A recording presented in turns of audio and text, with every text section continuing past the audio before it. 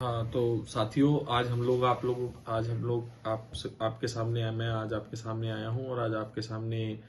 जो दिल्ली के अंदर अभी जो नई जो कमिटीज बनी है, दिल्ली प्रदेश कांग्रेस कमेटी के माध्यम से जो नई कमिटीज बनी है, उस कमिटीज के अंदर में जो पूरी तरीके से हमको देखने को मिला है कि पूर्वांचल के लोगों को एक बड़ा जो सेगमेंट है पूर्वांचल के लोगों का, उस हिसाब से रिप्रेजेंटेशन थोड़ा अभी धीरे से उतना नहीं हो पाया है, जिसके अंदर हम लोग ये आज आप लोगों के साथ ये बात करना चाहते हैं कि क्यों ना हम इस जो आने वाली जो चुनाव है 2029 जो 24 का चुनाव है लोकसभा का, या फिर 2025 का जो चुनाव है लोक विधानसभा का, उसमें किस तरीके से कांग्रेस पार्टी को और मजबूत किया जा सके और कांग्रेस पार्टी के अंदर में जो लोग पूर्वांचल के लोग हैं उनके हक और उनके उनके उनके जो हिस्सेदारी की बात है उसको किस तरीके से मजबूती से रख सके। क्योंकि मैं पूर्वांचल मोर्चा देखता हूं अपना यूथ कांग्रेस का, और मेरी एक जिम्मेदारी बनती है, नैतिक जिम्मेदारी बनती है कि पूर्वांचल के लोगों को अधिक से अधिक रिप्रेजेंटेशन दिलाने में मैं उनकी मदद करूं और पार्टी को एक पूर्वांचल के बिहाफ पे पार्टी को सुनिश्चित कर पाऊं कि पूर्वांचल कहीं ना कहीं पार्टी के साथ खड़ा है और आगे आने वाले दौर में भी और मजबूती से पार्टी के साथ में पूर्वांचल के लोग कांग्रेस पार्टी के साथ खड़े होंगे। पर हालांकि अभी जो लिस्ट आई है, जो पॉलिटिकल अफेयर कमेटी हो गई या फिर डिसिप्लिनरी कमेटी हो गई या फिर उसके बाद प्रदेश इलेक्शन कमेटी हो गई या फिर मैनिफेस्टो कमेटी हो गई, इन कमेटीज के अंदर में जितनी बड़ी आबादी जो दिल्ली के अंदर रह रही है उस आबादी के अनुसार एक रिप्रेजेंटेशन थोड़ा सा अभी वीक है, जिसको हम और सुदृढ़ करने के लिए और मजबूत करने के लिए लगातार प्रयासरत हैं और लगातार हम अपनी पार्टी के अंदर में जो भी हमारे नेतृत्व हैं, चाहे वो हमारे अरविंदर कुमार लवली जी हैं, चाहे फिर वो हमारे दिल्ली प्रदेश के अध्यक्ष रणविजय लोचब जी हुए या फिर हमारे दीपक बावरिया जी जो दिल्ली प्रदेश के इंचार्ज हैं, उनसे तमाम इस तरीके की बातों को हम करने की कोशिश कर रहे हैं जिससे कि वो पूर्वांचल के लोगों को सहभागिता दे सके और पूर्वांचल के लोगों के साथ में न्याय कर सके। इसी बात को लेकर के आज हमारी और आपकी बैठक है सर।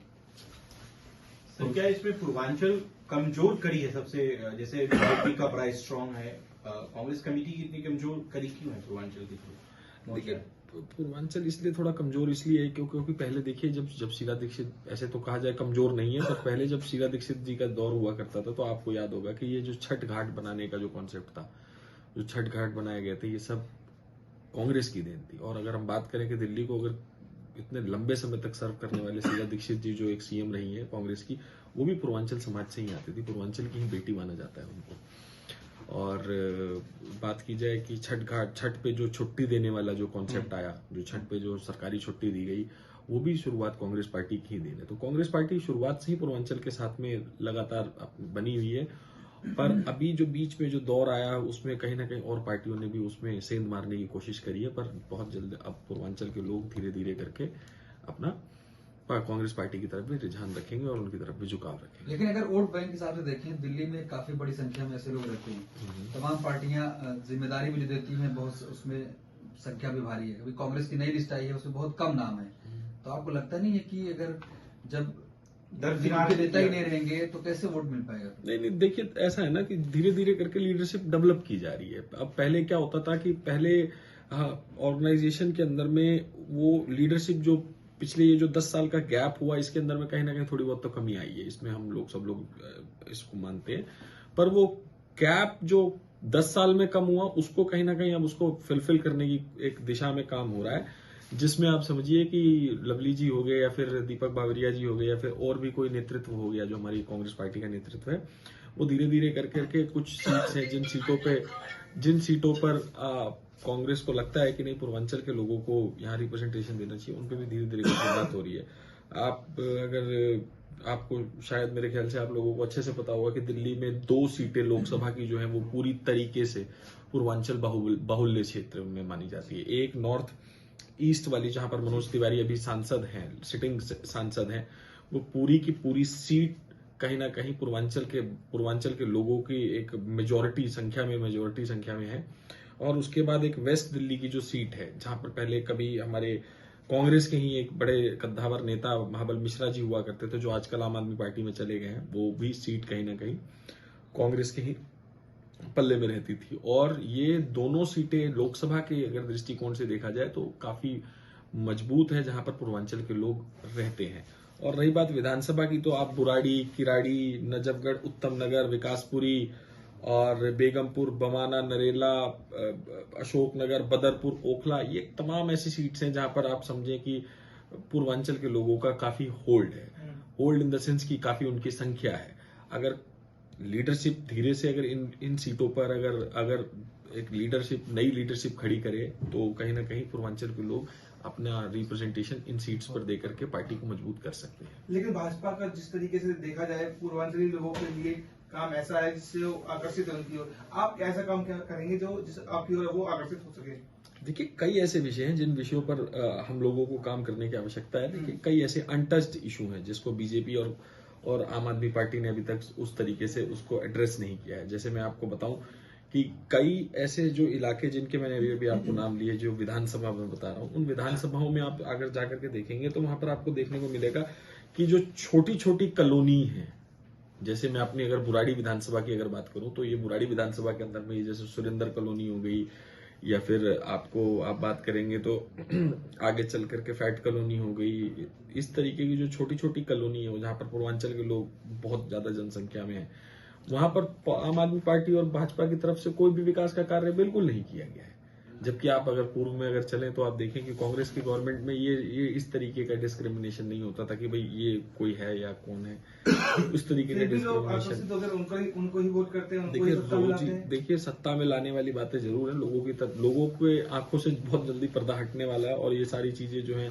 लोगों को धीरे धीरे समझ में आ रही है कि इन लोगों ने किस तरीके से लोगों को परेशान करने की एक पूरी मंशा बना रखी है। और उसमें ज्यादातर अगर आप परेशान करने वाली बात करी जाए तो ज्यादातर आप देखेंगे कि परेशान जो है वो पूर्वांचल का ही व्यक्तित्व हो रहा है, क्योंकि रोजी रोटी कमाने के दिशा में जो दिल्ली के अंदर आने वाले लोग हैं, चाहे वो कंस्ट्रक्शन लेबर हो, चाहे वो फैक्ट्री लेबर हो, चाहे वो हेल्पर हो, जो ये कंस्ट्रक्शन साइट्स पे काम करते हैं, इनमें से मैक्सिमम लोग यूपी बिहार के ही लोग होते हैं जो अपना दिनचर्या जो यहाँ से अपनी रोजी रोटी कमाते हैं। और राहुल गांधी और खड़गे जी ने चर्चा कभी करी है पूर्वांचल मोर्चा को लेकर, कांग्रेस पार्टी खासकर? बिल्कुल करिए, तभी उसके बाद जो है इस तरीके से चीजों को डेवलप किया जा रहा है, और लवली जी इस चीजों को लेकर के डेवलप कर रहे हैं। और इससे पहले भी जो अनिल चौधरी जी भी जो रहे हैं, उन्होंने भी काफी हद तक मेहनत करके और काफी हद तक पूर्वांचल के लोगों को जोड़ने की कोशिश करी है।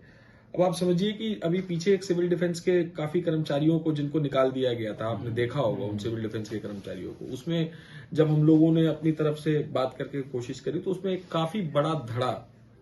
जो उस डिपार्टमेंट में काम करता था सिविल डिफेंस में, वो काफी बड़ा धड़ा पूर्वांचल के लोगों का था। उसमें यूपी बिहार के लोग काफी संख्या में उसमें कार्यरत थे, क्योंकि देखिए रोजगार की जरूरत जो है ना, वो बहुत ज्यादा जरूरत उसी व्यक्ति को है जो बिल्कुल निम्न स्तर का व्यक्ति है। और उत्तर प्रदेश और बिहार से जो पलायन कर करके दिल्ली आया है, उसको रोजगार की बड़ी आवश्यकता है, इसीलिए उसने अपना गांव देहात सब कुछ छोड़ करके यहाँ पर। टिकट भी तो पूर्वांचलियों को ही तो मिलना चाहिए। टिकट भी पूर्वांचलियों को मिलेगा। अब धीरे धीरे करके देखिए, आम आदमी पार्टी ने संजीव झा जी को यहाँ से टिकट दिया, उसके बाद अखिलेश त्रिपाठी जी को टिकट दिया, इस तरीके के तमाम विधायकों को टिकट दे करके आम आदमी पार्टी ने पूर्वांचल के लोगों का रिप्रेजेंटेशन सुनिश्चित किया विधानसभा में। आने वाले समय में कांग्रेस पार्टी भी ऐसे लोगों को टिकट देगी जो पूर्वांचल से संबंध रखते हैं, पूर्वांचल से संपर्क रखते हैं, और वो भी प्रतिनिधित्व को बिल्कुल सुनिश्चित करने का काम करेगी। लेकिन आपके लिस्ट में पूर्वांचल के लोगों का तो जगह ही नहीं है सर, उसमें जो अभी 4 कांग्रेस पार्टी ने 4 लिस्ट जारी करी है। ये देखिए, इन लिस्टों में अभी थोड़ा सा मैंने आपको पहले भी बताया कि लीडरशिप धीरे धीरे डेवलप हो रही है। पहले क्या था कि एक लीडरशिप डेवलप थी, शीला दीक्षित जी के समय में खिचड़ी का आयोजन होता था, छठ घाटों पे आना जाना होता था, दही चूड़ा का एक पूरा कार्यक्रम हुआ करता था, राजभवन में कार्यक्रम हुआ करता था, प्रदेश कार्यालयों में कार्यक्रम हुआ था, हर जिले के जो हमारे कांग्रेस के कार्यालय हैं वहां पर एक बड़ी बड़ी जनसभाएं होती थी, जहां पर जनसभाओं में पूर्वांचल के लोगों का आना जाना रहता था। एक कमेटी बनी हुई थी जिस कमेटी के अंदर में पूर्वांचल के लोगों के साथ में सीधा संवाद कांग्रेस के नेताओं का रहता था। महाबल मिश्रा जी ने काफी काम किया इस चीज को लेकर के, पूर्वांचल को लेकर के। वहां पर पूरा का इस तरीके का एक समझौता हुआ करता था कि भाई कांग्रेस और पूर्वांचल एक दूसरे के कारक और पूरक हैं। शीला दीक्षित जी बिल्कुल सुनियोजित तरीके से छात्रवृत्ति हो, महिलाओं को किसी तरीके की सुविधाएं देने वाला विषय, उसमें खास तौर पे जो पूर्वांचल के लोग आते, पूर्वांचल से आने वाले लोग थे, उन लोगों को बिल्कुल सुविधाएं दी जाती थी। स्पेशल ट्रेन चलाई जाती थी छठ के जब दिन होते थे, स्पेशल ट्रेन चलाती थी सरकार, जब कांग्रेस की सरकार थी तो स्पेशल ट्रेन चलाई जाती थी जिससे कि बिहार और उत्तर प्रदेश आने जाने वाले लोगों को दुख ना हो, सुविधाएं दी जाए। ये जो आप आनंद विहार बस स्टैंड देख रहे हैं, ये भी कहीं ना कहीं कांग्रेस की ही देन है, और इसका सिर्फ और सिर्फ मोटिव यही था कि जो पूर्वांचल के लोग जो जाते हैं वो इधर से ना जाकर के सीधा वहां जाएं और ज्यादा वहां जाकर के उत्तर प्रदेश की तरफ निकलने में उनको आसानी हो सके। कितना चुनौतीपूर्ण है जहां भाजपा का पूर्वांचल मोर्चा है उनके मुकाबले कांग्रेस का पूर्वांचल मोर्चा को तैयार करना, मजबूत करना? जमीन पर लाना थोड़ा सा अभी कहीं ना कहीं उसमें देरी हो रही है, पर कोई चुनौतीपूर्ण नहीं है। लोगों को समझाया जा रहा है कि अभी तक की जो शासनकाल भाजपा का रहा, चाहे आम आदमी पार्टी का रहा, उस शासनकाल के अंदर में मुख्यतः पूर्वांचल के लोगों को क्या मिला। अभी की एक छोटी सी घटना है, आपने अगर ध्यान दिया हो तो बुराड़ी के अंदर में मकान टूटने का एक बहुत बड़ा न्यूज आप लोगों ने सुना होगा। उस मुकदमे में भी मैं था, उस मुकदमे को भी मैंने लड़ा और उस मुकदमे के अंदर भी मैंने चहलकदमी अपनी पूरी रखी। मैंने एक बात वहां नोटिस करी कि बाकी पार्टी, जितनी भी पार्टी है, उनके नेता, उनके लोग वहां पर जरूर एक्टिव हैं, पर एक होता है ना कि दिल से आदमी उन लोगों के लिए काम करे, उनके मकानों का विषय है, उस तरीके की चीजें नहीं देखी। कहीं ना कहीं लूट खसोट, पैसा लेना देना, ये सब कुछ हुआ। कोई कह रहा है मैंने किया, कोई कह रहा है मैंने किया, इस तरीके से श्रेय लेने की होड़ थी, पर यह नहीं था कि भाई किसी तरीके से उन लोगों का सॉल्यूशन दिया जाए। अभी भी वो मामला कोर्ट में लंबित है। भाजपा के अभी सिटिंग सांसद हैं इसी लोकसभा से, उन्होंने आकर के इस विषय में आगे की रणनीति को लोगों के साथ तय नहीं किया। तो कहीं ना कहीं ये पूर्वांचल के लोगों को ठगने का काम कर रही है भाजपा, और कहीं ना कहीं आम आदमी भी पूरी तरीके से इसके लिए जिम्मेदार है कि वो पूर्वांचल के लोगों को ठगने का काम कर रही है।